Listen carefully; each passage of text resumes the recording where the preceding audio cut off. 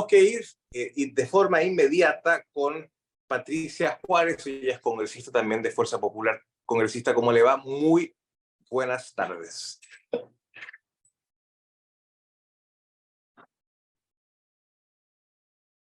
Hola, ¿cómo están? Muy buenas tardes. Muchas Buenas gracias tardes, por gusto la saludarla. invitación. Encantada de estar con ustedes.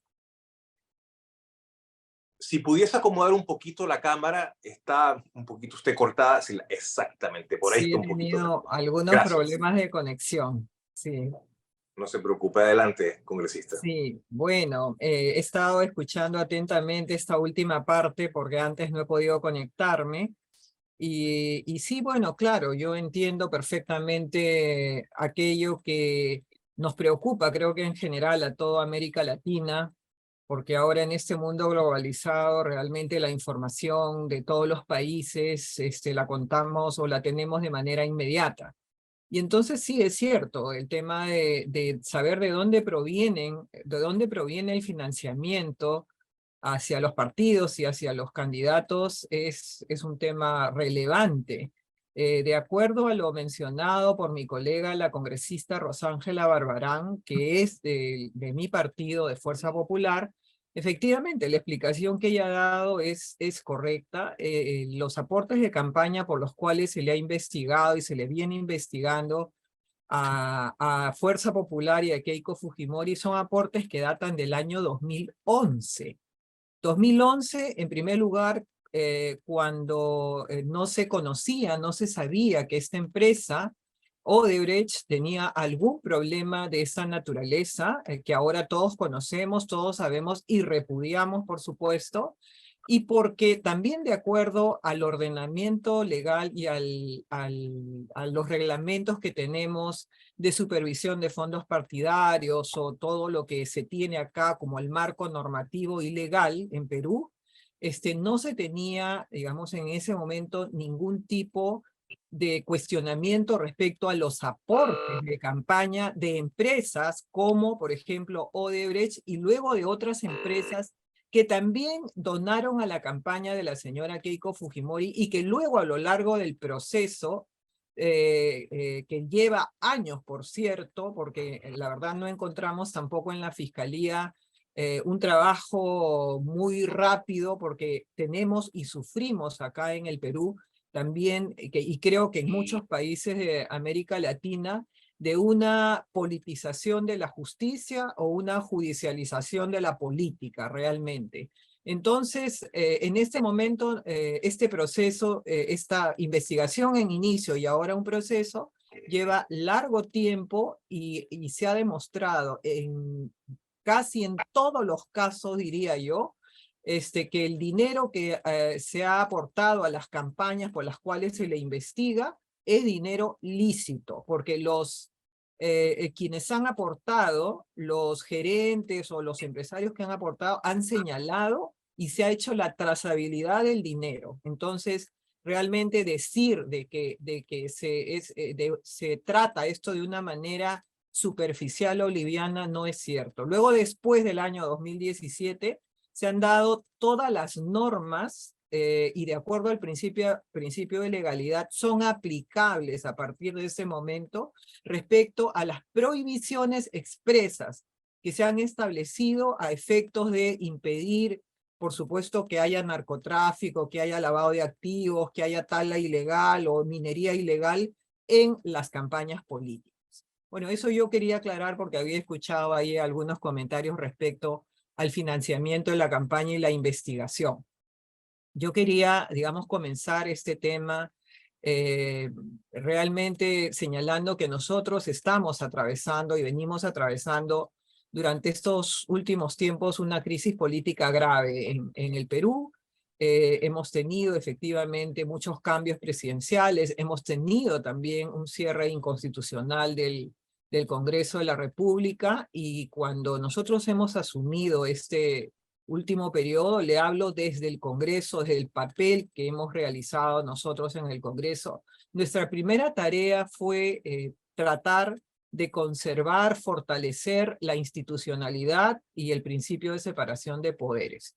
Y lo primero que nosotros hicimos al llegar fue identificar claramente que uno de los primeros problemas que se enfrenta siempre es el ánimo, las ansias, como ha ocurrido en los últimos años en el Perú, de intentar cerrar el Congreso cuando el Congreso ejerce un control político que no le gusta al Ejecutivo. Y eso fue lo que pasó con el gobierno del señor Pedro Castillo, que de manera inmediata inició y emprendió todas sus baterías contra el Congreso de la República, y es así como nosotros, a través de una figura que nosotros conocemos como cuestión de confianza, el expresidente Vizcarra cerró en una ocasión el Congreso de manera inconstitucional, y esta es la figura que identificamos que debíamos nosotros de preservar. Y es así como se dio bajo la presidencia de mi persona de la Comisión de Constitución,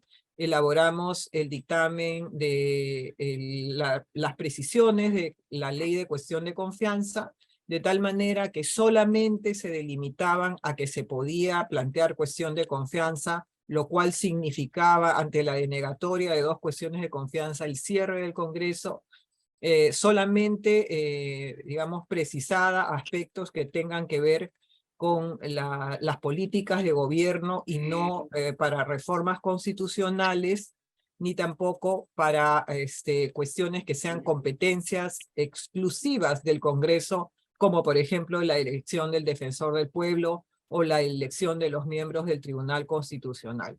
Entonces se delimitó precisamente la ley de cuestión de confianza.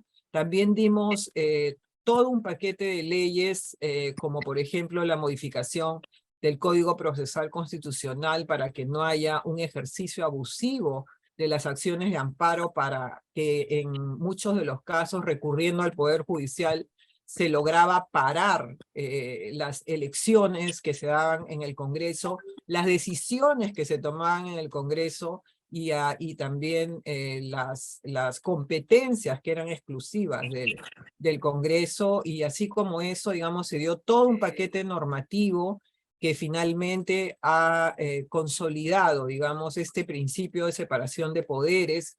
Al Ejecutivo, digamos, se le ha delimitado a través de la Ley Orgánica del Poder Ejecutivo cuáles son sus funciones. Han habido muy pocas reformas constitucionales en este tiempo. La verdad, casi la Constitución, que en nuestro país el modificarla implica una mayoría importantísima de 130 congresistas, significa tener 87 votos, y eso es casi imposible.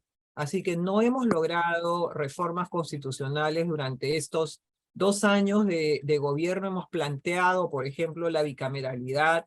Hemos hecho una batalla para poder volver, digamos, a lo que tuvimos en la Constitución del año 79 y tener un Senado que sea la Cámara revisora, reflexiva, porque es cierto, tenemos que reconocer que tenemos un problema un poco en la técnica legislativa, en la dación de leyes que se dan con mucha rapidez y sin mucha reflexión, y pretendemos lograr, digamos, en esta legislatura la bicameralidad, que es un tema importante, y volver también a la reelección de congresistas. Ese es un tema gravísimo que se dio durante el tiempo del periodo del señor Vizcarra, que prohibió la reelección de congresistas y se prohibió también la reelección de alcaldes y gobernadores regionales, lo cual ha significado un grave problema de continuidad en la gestión pública y también de experiencia dentro del Parlamento.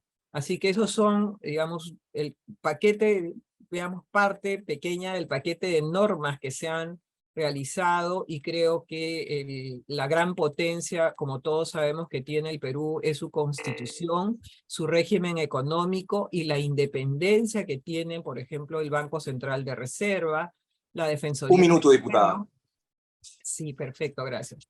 La Defensoría del Pueblo, y creo que eso nos ha permitido tener un marco macroeconómico importante, una moneda fuerte, el dólar, digamos, estable en el Perú, y a lo que apostamos es que volvamos a ser un país en donde se piense, en donde se considere invertir, en donde tengamos la seguridad jurídica, por supuesto, en un respeto absoluto al medio ambiente y también en un respeto absoluto a los derechos de los trabajadores, a la posibilidad de que podamos coexistir, que podamos desarrollar, llegar a los lugares donde existe aún pobreza.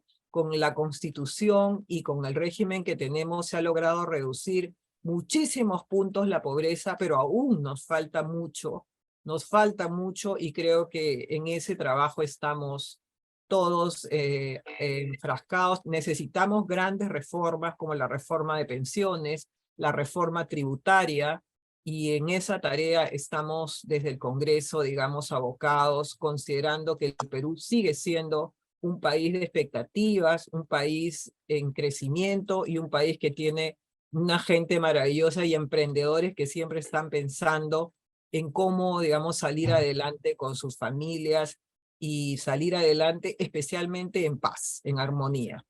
Muchas gracias. Muchas gracias, congresista Patricia Juárez. Bueno, y regresamos con la congresista Patricia Juárez, también de Fuerza Popular, diputada, perdón, congresista, no diputada, ya no existe el régimen bicameral del Perú, congresista. Gracias por estar con nosotros. Sus 2 minutos finales para su reflexión a la hora de culminar este panel. Sí, bueno, no me queda más que agradecer por la invitación. He estado encantada de poder compartir con ustedes estos minutos. Y bueno, nada, señalarles que efectivamente hemos nosotros atravesado momentos duros, y creo que nuestras instituciones han sabido responder a los graves problemas que hemos tenido durante estos últimos meses. No solamente hemos tenido un golpe de Estado de parte del señor Pedro Castillo, sino también hemos tenido graves problemas derivados de la naturaleza, como inundaciones gravísimas en la zona del norte del país, y hemos tenido también una movilización enorme, extraordinaria, de mucha gente, digamos, que en muchos de los casos, por supuesto, tienen reivindicaciones justas y que nosotros tratamos de atender desde el Congreso, y estimo que desde el gobierno también. Pero también han habido mucha gente infiltrada, y en muchos de los casos aquellos que fueron para nosotros una condena, fueron para nosotros siempre una materia de mucha preocupación. Los condenados por terrorismo nuevamente han salido, como en Ayacucho, por ejemplo, que han sido nuevamente capturados personas que se han sumado a estas protestas, si es que no las han liderado en muchos de los casos, en muchos lugares.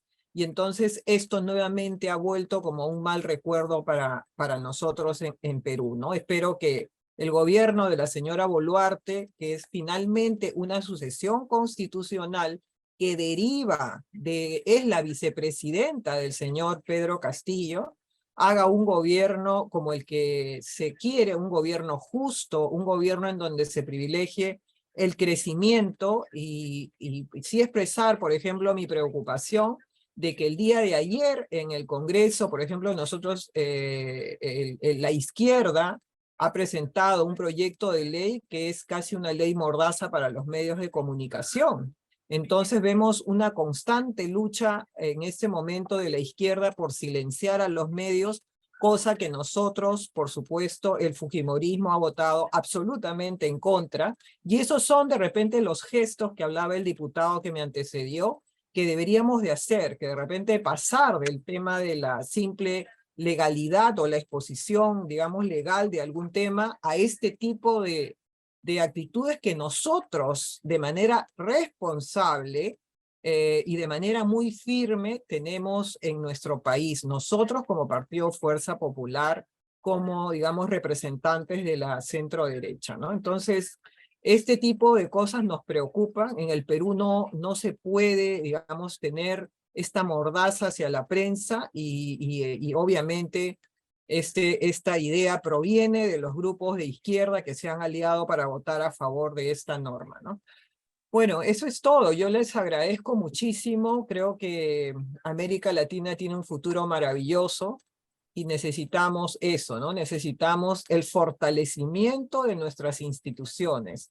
Necesitamos seguridad jurídica, necesitamos entendimiento, comprensión entre los diversos sectores para lograr finalmente todos poder salir de esta situación que es compleja, pero creo que siempre nosotros somos más fuertes que nuestros problemas. Le agradezco Mu- mucho la invitación.